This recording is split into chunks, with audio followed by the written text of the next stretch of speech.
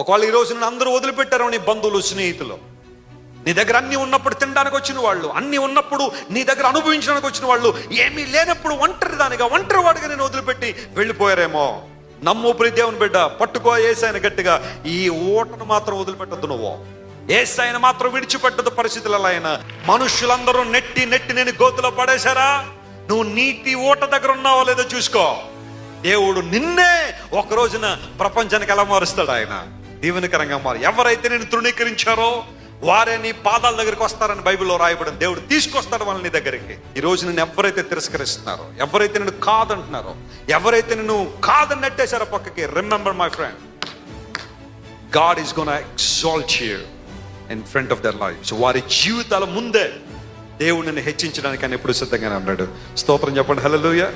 ప్రపంచంలో డబ్బు గాని, అందము గాని, హోదా గాని, స్నేహితులు గాని, బంధువులు గాని, లోక సంబంధం అనుభవాలు గాని ఇవ్వలేని సంతృప్తి నా యేసయ్య దగ్గర ఉంది. దేవుని నామమున స్తోత్రం కలుగును గాక.